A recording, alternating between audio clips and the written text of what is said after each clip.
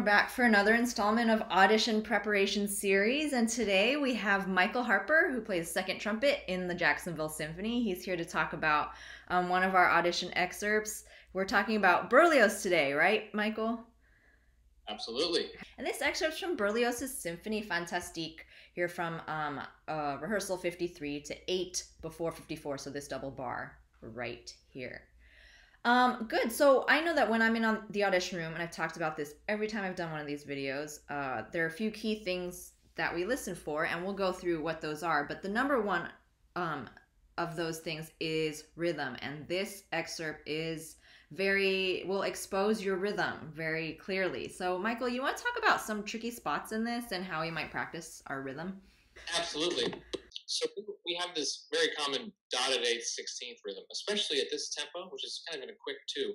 The tendency is for this rhythm to always be sluggish and sound triplety, da da da da da, instead of dun da dun da dun da dun da da. And I think about the 16th kind of belonging to the next beat, dun da dun da dun. It's always a pickup, which also helps you have forward motion in your music. Da da da da da da da dun dun dee da, and that'll help keep this dotted 8/16 rhythm light and bouncy instead of sluggish. And I think even in the first few bars right here, we have a lot of rhythmic traps we could fall into, right?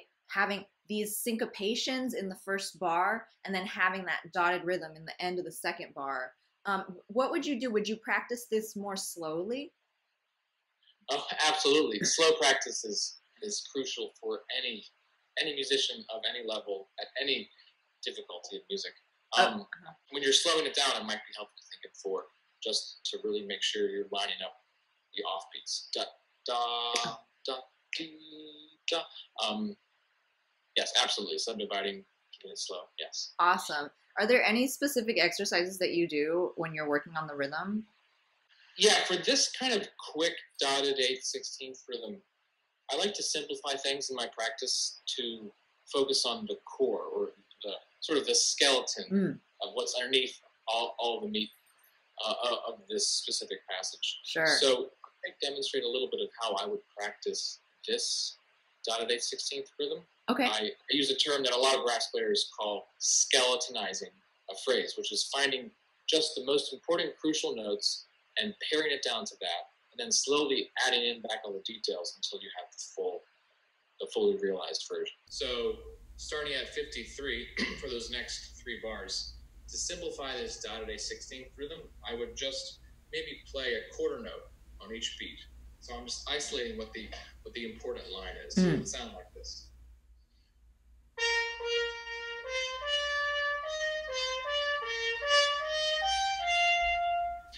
And it's important when you're simplifying music to still make a phrase and shape a phrase and play musically and still have as much direction.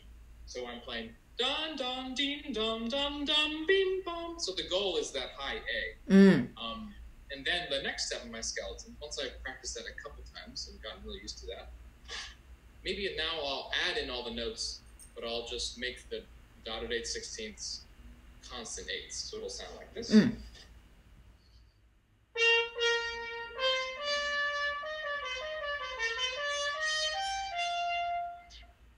So obviously it's a little bit easier when they're all 8th notes, and you can practice getting them all with a great sound and a great front, ta ta ta ta ta.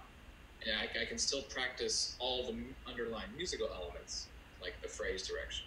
Yeah. Once I've practiced that a couple times, then I'll keep the rhythm the same, keep the direction the same, keep the beauty of sound the same, keep the articulation the same. And now I'll just add in 16ths to make it really snap.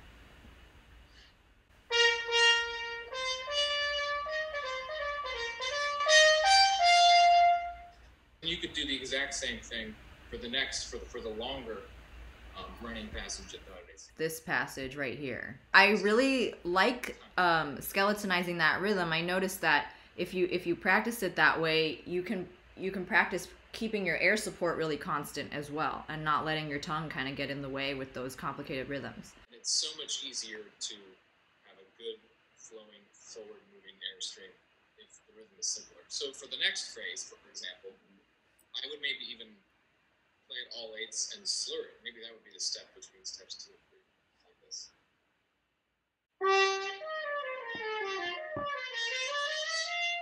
It's so easy to have a good, constant flowing airstream if you slur everything. You literally can't stop the air when you slur. Right. I mean, and then all you have to do, theoretically, is just keep the air the same, but now time the notes and still in the same direction.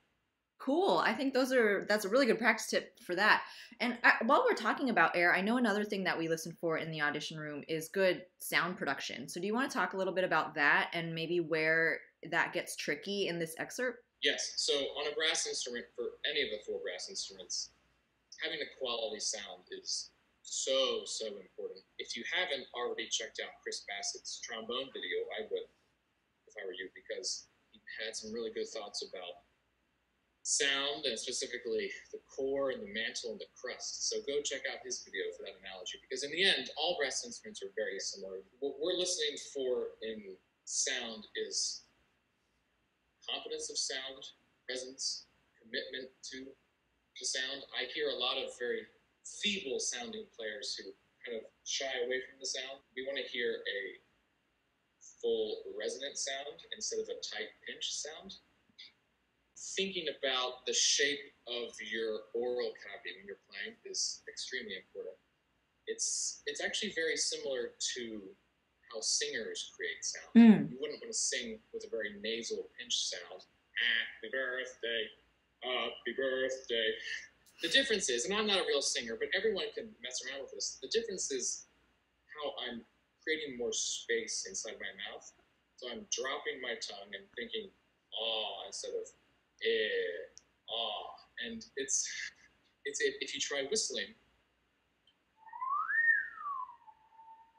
to get the low whistles, you have to really lower the tongue and open up the mouth and the oral cavity. So maybe when we're practicing long tones, which we should absolutely do before we even start practicing every day, this excerpt, you're thinking about like vowel sounds inside your mouth. Vowel sounds, yeah. And I start with a bud. I start on the mouthpiece. And I play a note, either on the piano or the trumpet. I try and match that note on the mouthpiece. And the goal is to not be scooping or searching for the sound, but to come in right on it and then to stay on it. And to keep kind of the air and all the other gunk out of your sound, to be very focused and core. And then once you can buzz, that's when I would play on the trumpet and practice your long tones that way too. Awesome. And how does that relate to this specific excerpt? So the first 4 notes, just right off the bat, it's just a C major scale. Think about just planting the flag, just playing this, how it goes, and playing with a very full, confident, putting it out there sound. For this, I would practice this slurred too.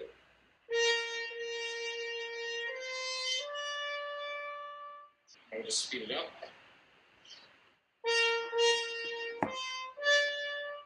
Also keeping aware of which note has the accent, which I don't think I did.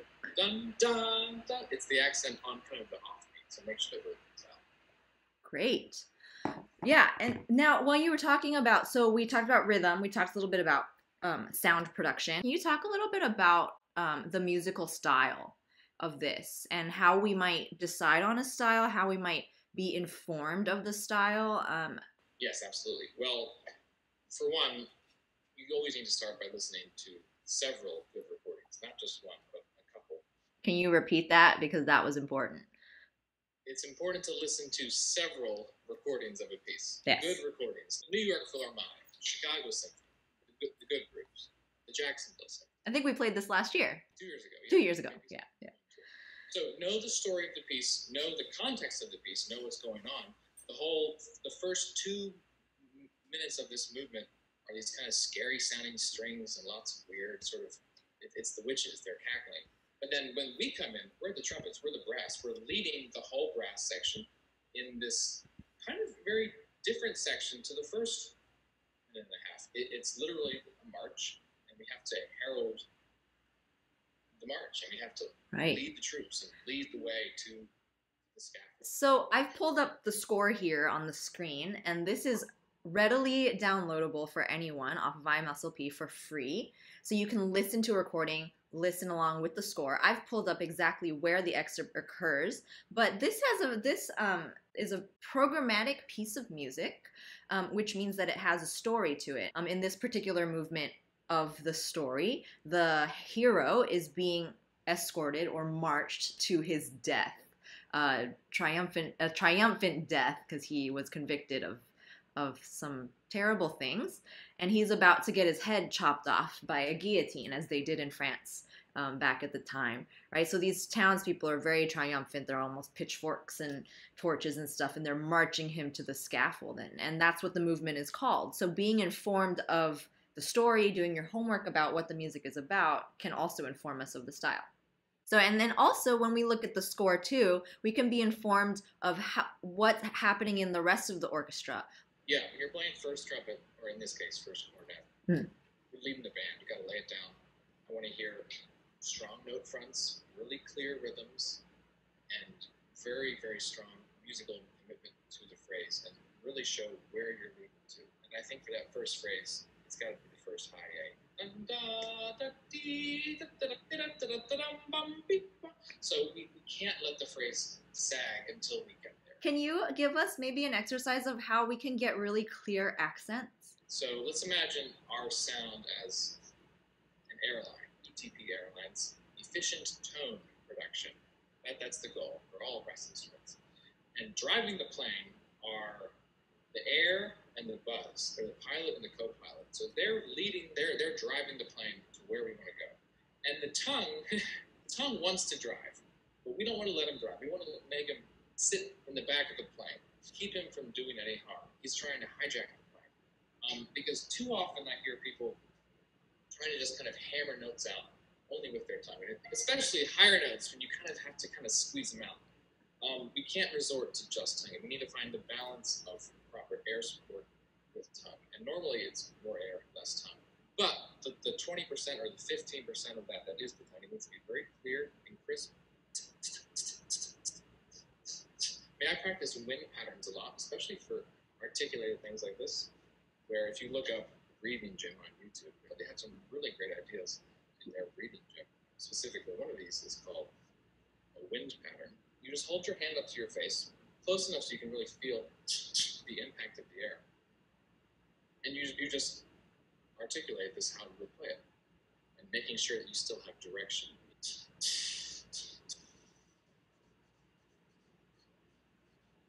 And if you can get your wind pattern to have a very committed direction of the phrase and a very clearly delineated front of the note, you just do the same. You just plug that into your horn and the same thing. Love that. I love that exercise. And you said it's called the breathing gym, right? Yeah, there's all these clips on YouTube. They do lots of things. They kind of float paper airplanes. They do lots of oh, cool. All brass players. Well, there's a lot of good stuff there you've told us, Michael. Anything else you want to mention about this excerpt? I could mention one other practice tip called the Magic 3, which can help fast tongue sections. If we were to take the middle phrase that has the long running bit, one practice tip from my teacher, Barbara Butler, it's called the Magic 3. If you're ever having trouble with something, basically anything, there's 3 steps you can do to make it better.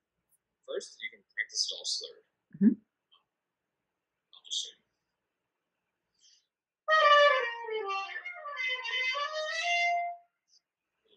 But that's the idea. The next, and so don't move on from this step until you can play cleanly and confidently and consistently. The next step would be to very lightly tongue it, legato tongue.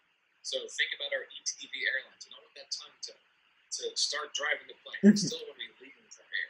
Just a little bit of light legato tongue.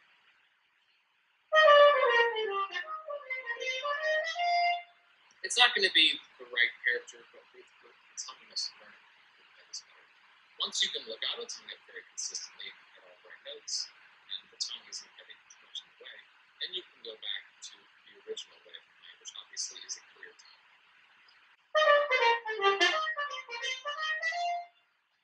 So I always do the Magic 3 whenever I get hung up or I realize my tongue is tongue too hard or I'm just having. Yeah, I think if we do all of those things, this excerpt becomes a lot easier and a lot more methodical to practice. Great. Well, thank you, Michael. That's been really, really helpful, and we hope to see everyone in the audition room. Yes, happy practicing. Good luck and have fun. Thank you. Always remember that it's about the music. It's not about the technique. We will absolutely try to do that. Thanks, Michael. Thank you for listening.